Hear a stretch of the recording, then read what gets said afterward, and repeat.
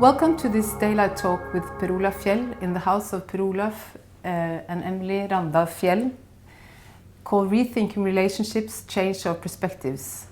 My name is Kathrine Næss and I'm an architect and associate professor at the Oslo School of Architecture and Design, AHO, where I'm currently teaching second year and master students in architecture and daylight. Before I introduce Per Olaf Fjeld, I would like to express our gratitude to the Velux Group, Daylight and Architecture, and Tina Christensen for the opportunity for us as a school to host this talk. We appreciate and share your ambition and ongoing search for a more precise and conscious use of daylight in architecture. These daylight talks have great value for both practicing architects, for us as teachers, and especially for our students. The Oslo School of Architecture and Design is one of 3 architecture schools in Norway with approximately 700 students. At the Institute of Architecture, we exhibit every year a diversity of student projects that span from artistic, individual research to a polytechnical approach to architecture. At our school, students and teachers engage in a robust dialogue about the responsibilities that accompany our profession in a time of great change. Central to the conversation is the conscious use of daylight in architecture, both to save resources with a sustainable agenda and to use our resources in a meaningful way. There is a tendency in our time to gravitate towards the quantitative and the measurable. To meet this challenge, we aim in our teaching and research to focus both on the technical and the phenomenological approach to the use of daylight, and with that to try to bridge a gap between science and the art of building. In this context, the work and reflections of Per Olaf Fjeld are of great importance. It is therefore a distinct honor for me to introduce this talk in this particular house. Per Olaf is today Professor Emeritus at AHO and has his own practice with his wife and collaborator, the artist Kathrine Næss. After an education from Washington State University and a master degree at Louis I. Kahn's masterclass studio at the University of Pennsylvania, Per Olaf returned to Norway to work and teach with Sverrefeen in 1974. Later he took over Sverrefeen's professorship and continued to teach in the studio called Bygg 3, while pursuing his own practice as an architect in Oslo. For 2 periods, Per Olaf was the rector of our school. Bygg 3 later became B3, where Per Olaf has been deeply engaged in all students and in their individual creative processes until 2015. His consistent architectural work, writing, teaching, lectures, management of the school, guest professorships, and not the least involvement in ELAUD and EAAE have been important contribution to the architectural discourse both in Norway and internationally. Per Olaf's work has also been important in establishing AHO as an international school of importance. Books as Sverrefeen, The Thought of Construction, Louis Kahn, The Nordic Latitudes, Sverrefeen, The Pattern of Thoughts and Power of Circumstances, Architecture and Creative Independence, among others, are often found on students' tables. These books, together with the overall work, continues to bring together lines of thoughts from Louis Kahn, Sverrefeen and Per Olaf Fjeld that open for new reflections and new interpretations from a young generation of architects that are interested in the conscious use of daylight in architecture. At the time of being rector at AHO and teaching, Per Olaf and Emily got the possibility to buy this old wooden house from his great-grandfather. Within the limits and potential of this house, they created a wood workshop in the basement and an office on the 2nd floor. This place became a free zone and a testing ground to bring forward a consistent and focused work of architecture and art. Over time, the house has slowly turned into a fine-tuned spatial instrument of light and shadow. In this talk, the focus will be on the relationship between daylight as part of nature and architecture's capacity to utilize its distinct properties, a relationship that is in constant transformation. Per Olaf, the word is yours. Thank you. Good afternoon. Many thanks to Velux and Velux Daylight in Architecture for the invitation to speak to you. The Oslo School of Architecture and Design has been very fortunate with the many opportunities to cooperate with Velux over the years. And I must say, for me personally, they were always very inspiring and rewarding experiences. Velux has steadfastly supported research, education, and new direction in architecture related to light in a very open way, but at the same time for the best result. And many have benefited from this support.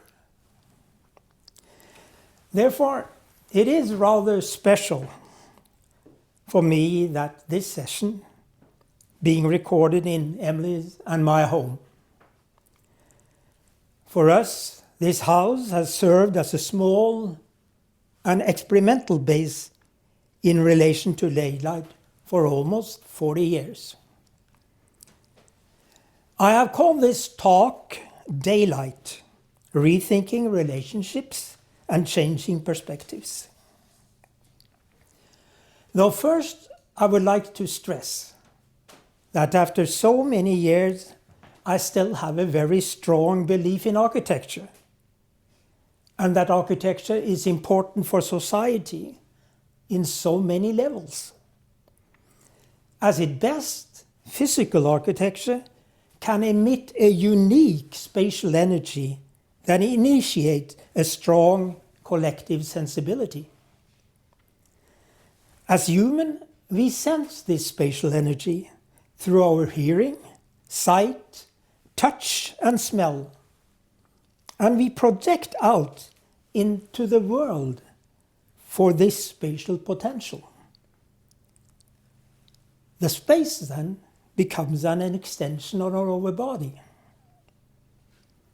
Daylight then is part of nature, and as an ultimate energy source, most living things are dependent upon it. It's beautiful, it's not selective, but belongs to everyone, and is shared and experienced on some level by everyone. But as human, in some way we take daylight for granted, and yet it meets us every day within the same generosity. It cannot be separate from living, from when there is light, from where there is light, how strong, how not strong. It is there. These are all physical situations we experience daily.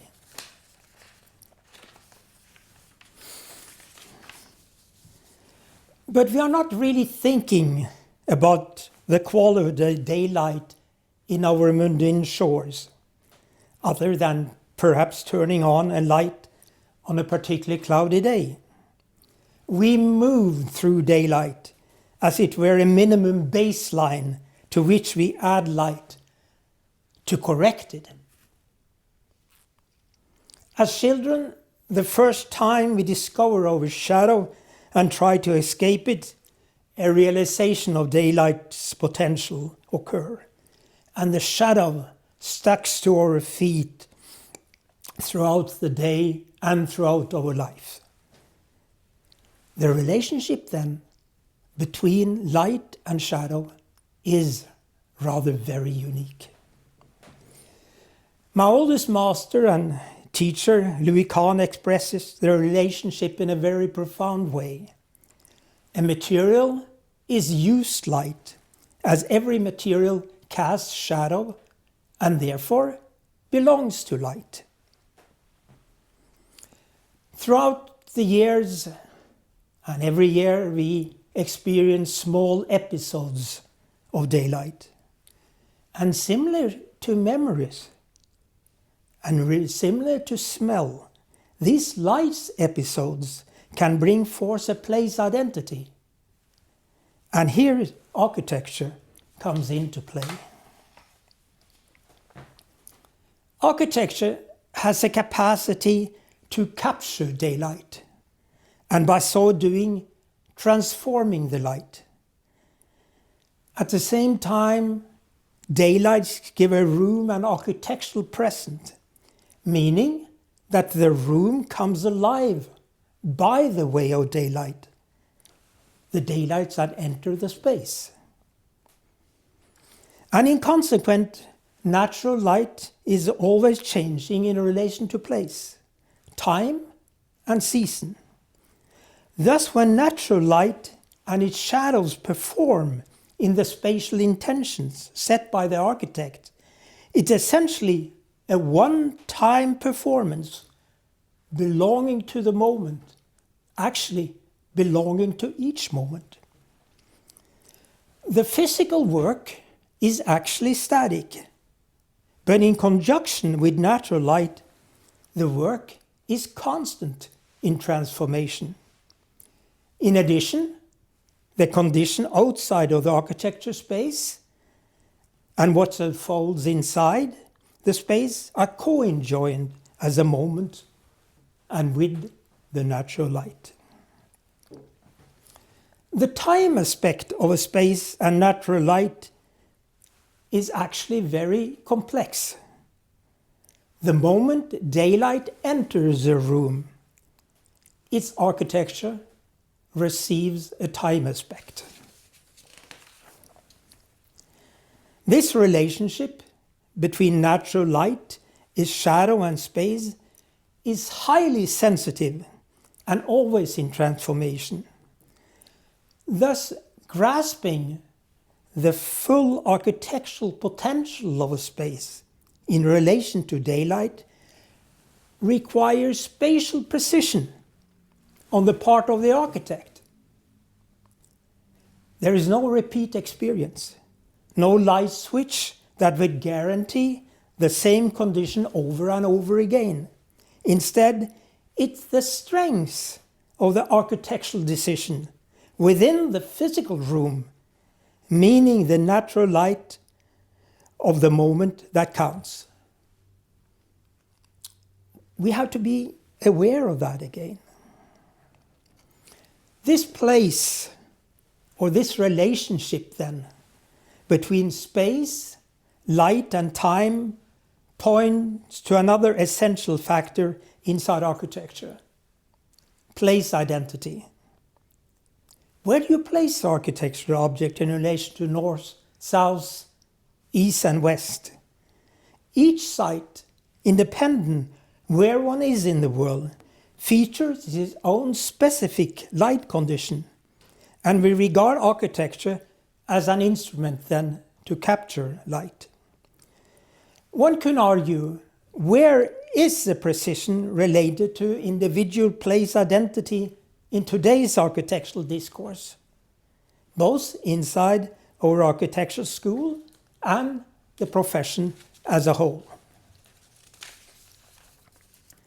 Let's talk about the Nordic light for a moment. It's not a light with a very sharp like the Mediterranean light.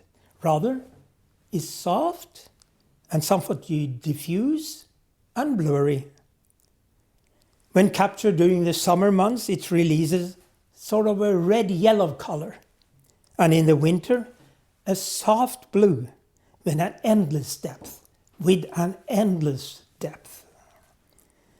We are fortunate to have 4 distinct seasons: spring, summer, winter and fall. All have a specific light and wide range of temperatures that follows the light. Strangely, most Nordic architecture has had very little focus upon using the 4 seasonal differences as an inspiration for spatial variation. Is rather strange in my opinion. Moving then from one latitude to another, color changes the natural light. So too color of objects or materials. Light near the equator gives a different image of material surface than that of the north. And with this in mind, What is then the true identity of a Nordic object in a Mediterranean light? And for that matter, Nordic architecture, as it influences and moves from one place to another. Are we truly aware of these changes? Or do we simply assume it is the same experience everywhere? Or do we truly accept that something is lacking? The mystique around Nordic light is an odd situation in that relatively few people experience the phenomena on a daily basis. Thus few have this light in the forefront on what connects to the place identity. And yet, Nordic design, its objects, flourish worldwide. We cannot export light nor our place identity, only the object. But what then is the quality of this object in another light, in another place? For centuries, the relationship between architecture and daylight was rather clear. Different structural identities interpreted the amount of light that entered the space, meaning there was a direct relationship between structure and light. A row column allowed for maximum light to enter, quite different from a single opening in a brick wall. Both the situations had simple, distinct advantages and disadvantages in relation to its use.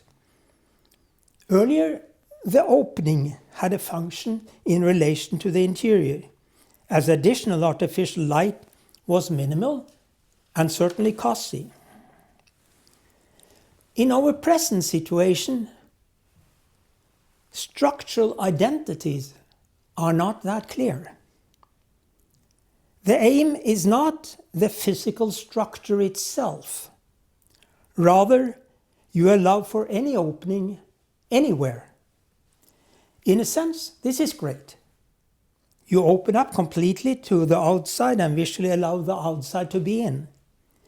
However, little emphasis is put in understanding the potential and the nuances of natural light inside these interior spaces, as it is the view and the quantitative value of daylight that is in focus. This has a consequence for the core motivation in architecture. And of course, structure is dependent on material, and each material indicates possibilities as structure. And one can argue in present situation, once light followed the opening set by a constructive order. Now, light follows the opening indicated by material substance, its order. In materials meeting with the light, each material carries a specific shadow. How deep does the light enter the material? How does the material perform in attaining a desired relationship between light and shadow? With this I mean, does the material bring forward a detail that satisfied the light-shadow relationship crucial for the object's identity? Kahn was very occupied by this when he talked about such things as the bleeding of the concrete. But let's return to architectural specificity in relation to daylight and focus on the reflection and thought needed to reach a greater precision and definition.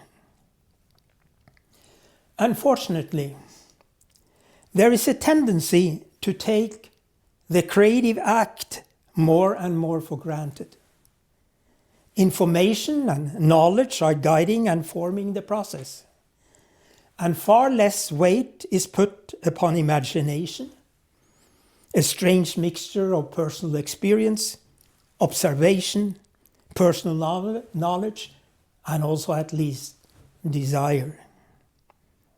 This is an issue for both small and large projects. information is simply not enough.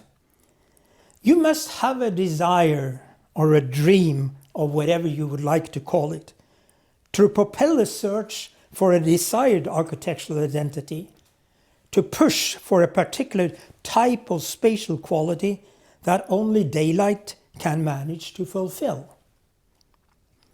Sverre Fehn called this search a thought of construction, meaning he was in search of a particular construction with the ability to reveal the architecture embedded in the creative idea.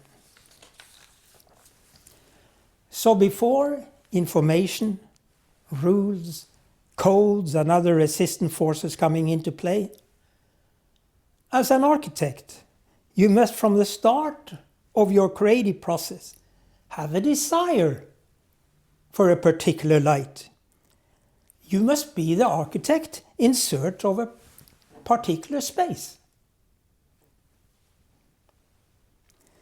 In relation to daylight, I have been attracted to indirect light, or a spatial sequence that uses light several times, meaning one room borrows light from another room. The spatial connection is set by different structural identities and their relationship to one another. The experience is an ever-changing performance between plan, section, and daylight. The integrity between them. The natural light found in a sequence of rooms where the connections are not dependent upon hallway or a corridor have a strong impact on the overall architectural articulation. Each space and its light unfold in their direct connection to the next. How this light bounces over a wall and enters another space reveals a myriad of latent possibilities. Japanese architecture, both old and new, has a strong sensitivity to this potential. But included in this experience is again also a time aspect. So let us go back to that for a moment. Daylight, as part of nature, is not static. However, our tendency is to treat it as if it had only a few options. As a unique natural phenomena, we should be more aware and inspired by its richness and nuances, and utilize on its time aspect in relation to a spatial experience. The spectrum of light intensity from midday to night is often simply represented by white or black or some gray tones. Light many transition, let's call it spatial layers, and how it filters and transforms through rain, wind, fog, snow, are not playing into how we perceive and use daylight spatial potential. We simply do not seem to be occupied by light diversity. But to change this, architecture must find another focus when dealing with darkness and light. And night. To understand lightness, one also must have understanding of darkness. To see darkness as light. To see darkness as a light quality. And not a negative situation.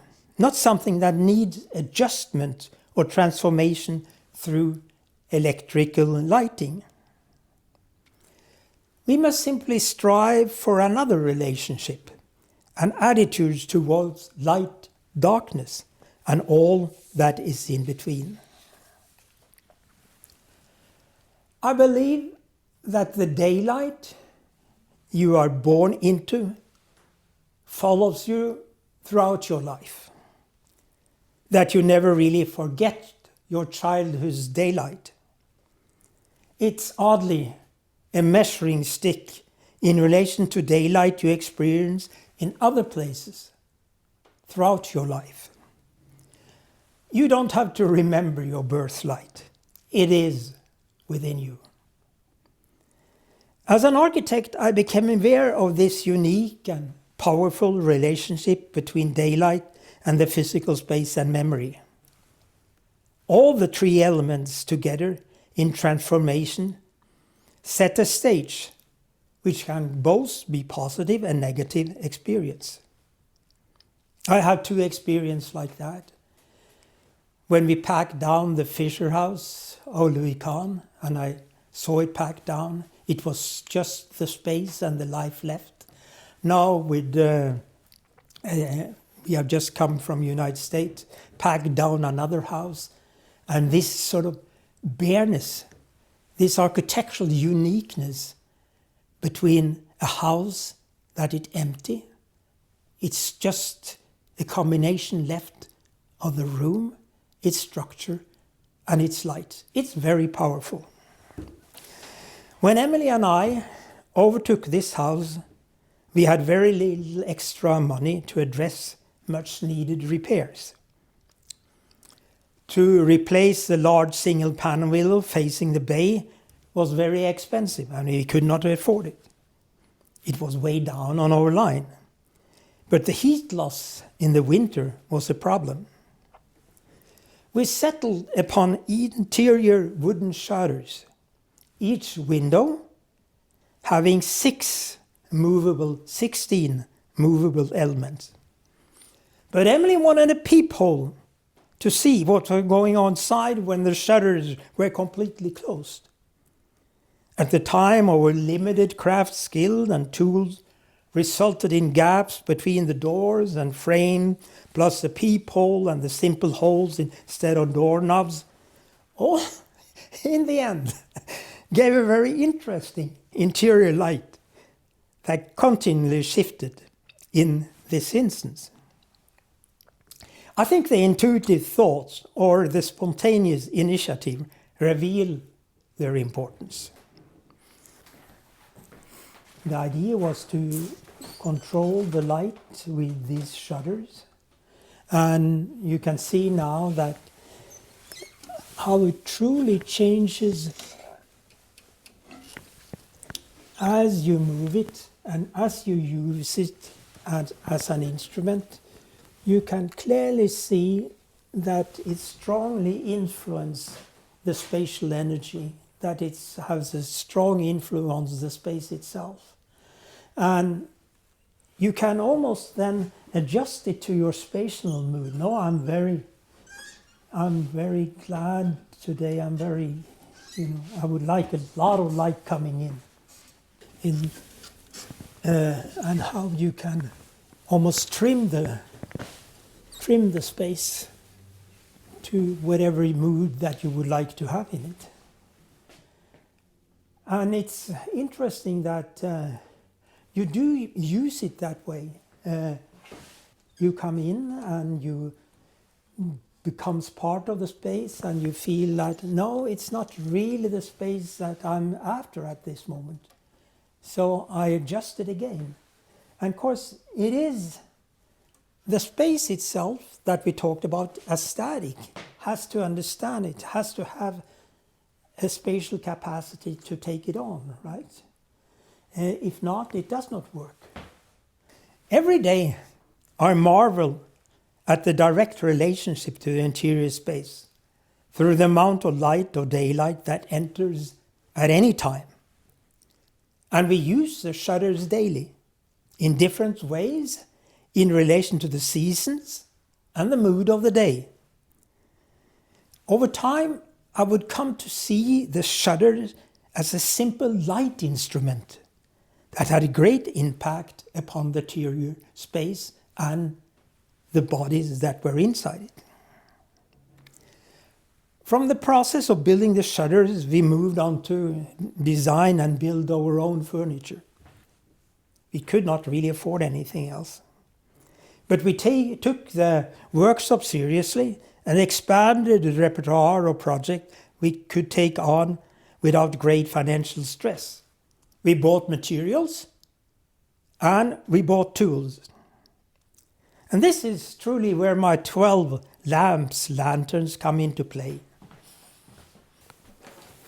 These lanterns, it's 12 of them, are placed in each corner of the house. And so at night, when I turn it on, it gives a definition of the space. And it's enough light in which I can navigate from one room to another. But it's not really so much else, except here also I can very clearly play with this light in relation to the mood again that I'm after, or that I want the dialogue with the space itself. And this is also something that we do several times of the day. It's never static in that sense, but they are used. The start phase of this project was again intuitive. The lantern light defined the corner of each room, but they too, as the shutters, can adjust the light in numerous ways, each of them being different and each of them having a direct hands-on approach. At night, a corner lantern make visible the scale and definition of a room or a sequence of a room, nothing more.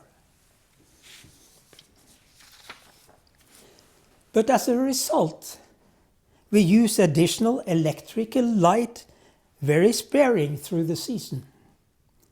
In this subdued evening and night light of lanterns, any activity that needs more light are addressed specifically. A short-term light condition. This subdued base illumination gives a greater variation in how we experience the room through the day.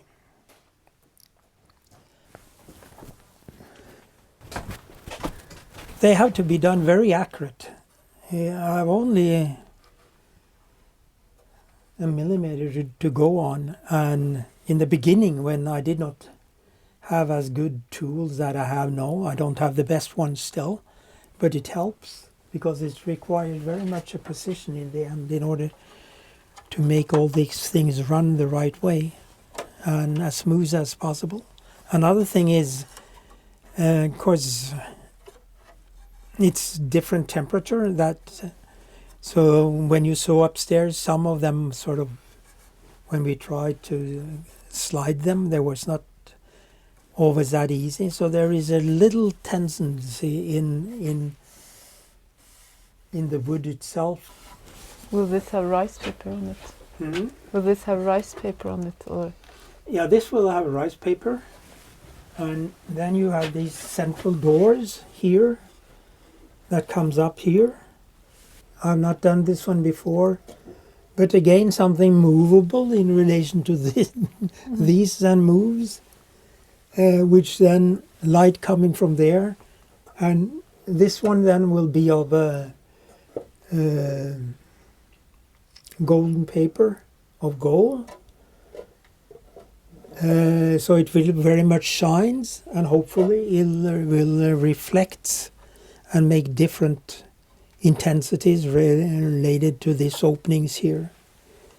So it's very interesting for me to see how this one works. But basically, it's interesting to think of what you do and sort of get within the mood of what you do, and then sort of get the connection with it. I guess that's sort of the main theme in what we have also talked about upstairs. To get the connection, to widen yourself in through other spatial layers. You never miss daylight down here. here is no daylight, and of course I get the answer for that. But it's coming from daylight, and the only sentence that I found the best in it is that I'm working on pieces that are longing for daylight. Meaning that in the lamp and in myself, I know that they will be upstairs sooner or later. And in that there is a longing in which actually produces the design of it. In my practice or design work, I have tried to understand the power of the small opening, the small window. How to place them accurately in relation to the inside space, the room we are in search of. And Emily is always with me. It is a dialogue and it is a discussion. In a sense, then, I let the outside be part of the space, but only that which can truly support the inside space. Is not a free for all illumination of a room. At the same time, the opening can offer a specific focus on a branch, part of a view, or a flower bed. All cases try to enhance awareness of being inside. The key is not to force the duality between inside and outside, but rather a great sensitivity of a space and place identity. This aspiration is present in all our work, and it's guided by structure and the meeting of different structural identities coming together. This means to mix a specific natural light source coming out of one structure and its opening with light coming out from another opening and another type of structural identity. Together they form what I call a thick light, a mixed light coming from several places. In another instance, one might be in search of a thin directional light, a room with only one daylight source. Villa Kemsos was built as a consequence of these premises. Of course, the choice of material is crucial in this search of a particular light. I'm not interested in knowing the result of these decisions beforehand, as I think actively immersing yourself in the process also bear fruit. I have to take a chance that the light and the spatial energy I'm striving for is present within the process. I have to rely on my intuition. And the few clients I have had took the chance with me. Fortunately or unfortunately, I've clung to the core of my original intentions. Call them intuitive, but this is followed up by a careful search for a desired spatial identity. This was the way I was trained, to have a strong belief in architecture, and from this work towards a clear idea. And to understand the idea, that the idea is the beginning of an architectural search. A few years ago, I was able to build a small pavilion in Dongyang, China. It was a project that resolved around structure and the shadows and daylight then evolved out from this. I call it the Nordic bench pavilion, and it was originally designed to be a resting place on a road in the mountains. There were no requests for water, electricity, or anything else, just a place to sit and rest. For me then, the pavilion became a way to test the relationship between structure and light in a very, very direct way. There were no windows, no added elements, just a space that is revealed through structural relationship. And to work on site with this very skilled craftsman was a great experience.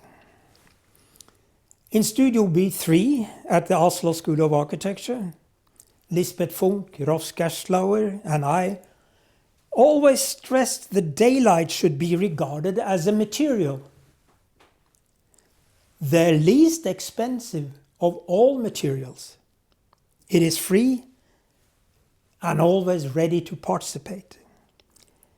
During one semester, the studio built what we call the light machines, where each machine produced different type of light conditions inside a 1 by 1 meter volume.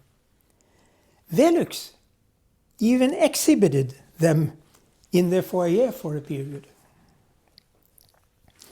I hope these students were able to utilize these experiments in their later work. But I'm aware of how difficult it is to bridge research work in an office situation. The problem often as practicing architect is that it's easy to take daylight for granted and take it for granted early in the project, as there are so many other issues that takes precedence. Throughout the process, it's difficult to retain its energy, its enthusiasm and interest to search for a particular light. And at the same time, one is very aware that the scale and form of every opening is a key issue for every project's spatial identity.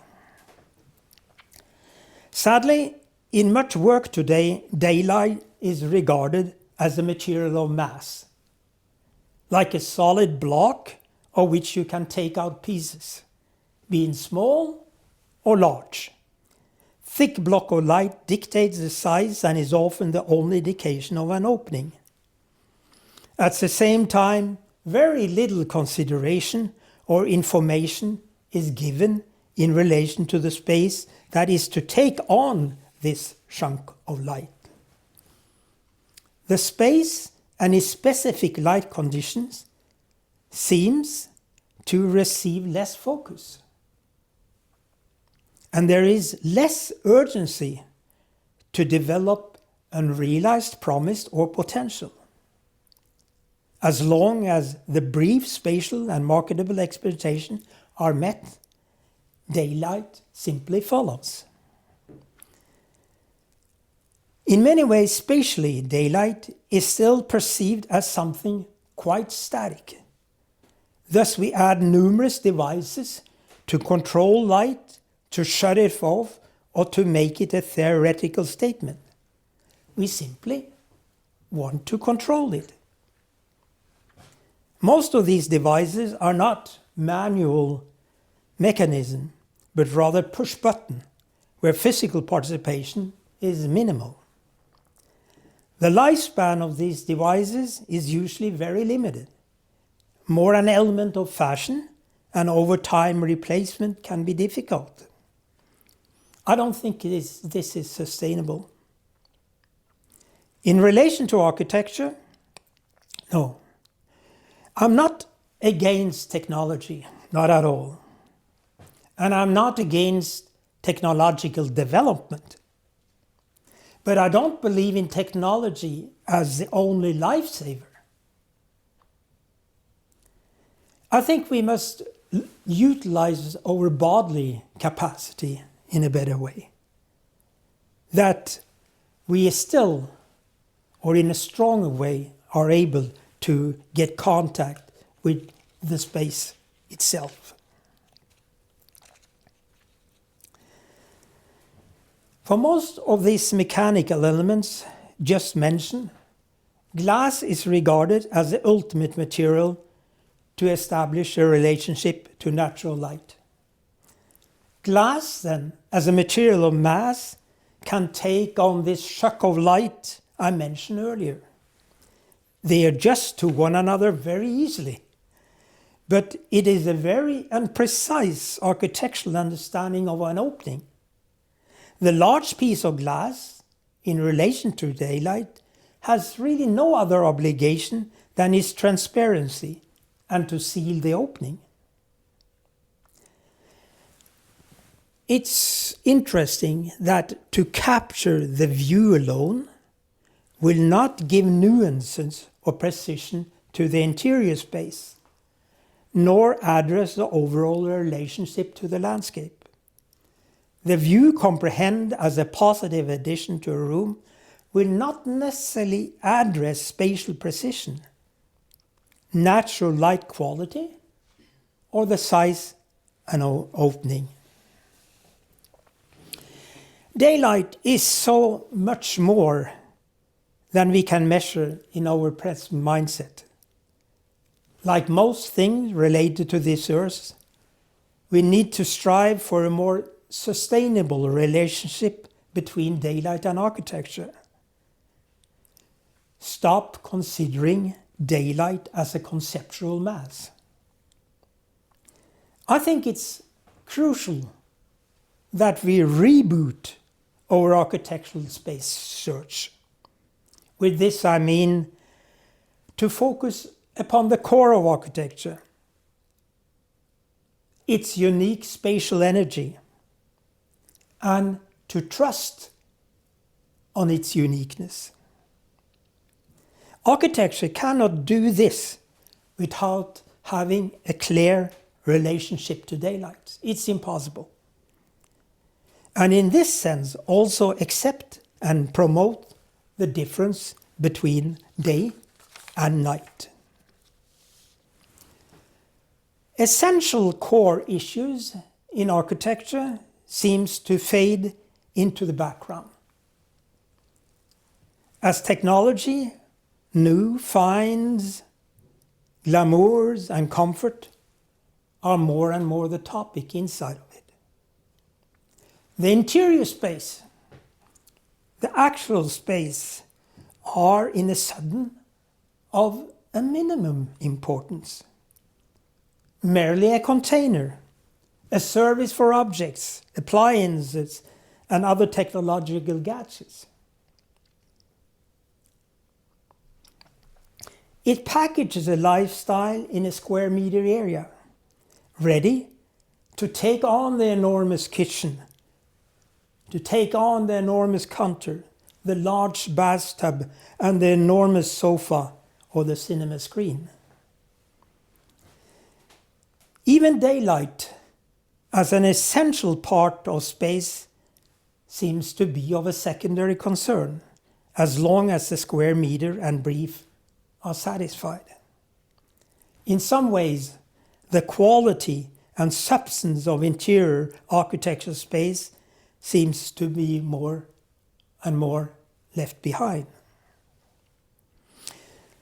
In a time where artificial intelligence and virtual reality compete more and more with physical reality, architecture has to make clear what it truly has to offer.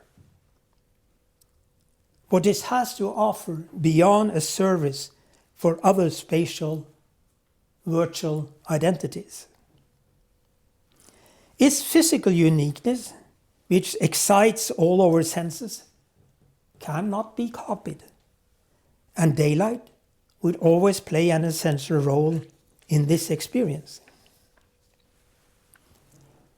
We need to use daylight more intelligently, and I mean in all our work, at any level, not just the particular elite project.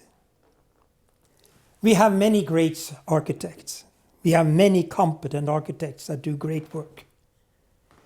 But we also produce a lot of junk architecture that we in some way also accept as architecture. Now back to a Nordic context.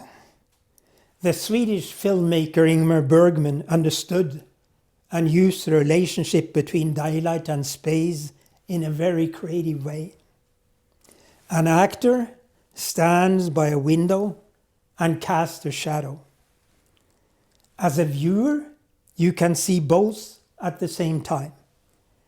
But the actor, as a shadow, releases a different performance than the actor standing in the light.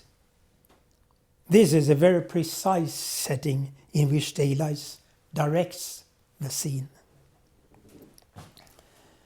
As a mature architect, daylight has become increasingly important for me. It is the key to realize architectural potential. In exploring this interest in daylight, it became apparent how little we are utilizing this latent quality. My hands-on experience and experimentation with daylight has given me a better understanding of what an opening can be. A window in the wall, large or small, how light penetrates even the smallest opening, an imperfect crack, all came immediately alive. Well, this is for the kids, and it's a lighter version of it, but it's the same, that you again can control the light, but it's not a control of, no, it's too much light or you want less light, but all this for me is to make the mood of the space here. Here is very much an example of this interest I have in truly work on the light in many different ways. From the light coming high up, from the light coming from the bottom, the large in between.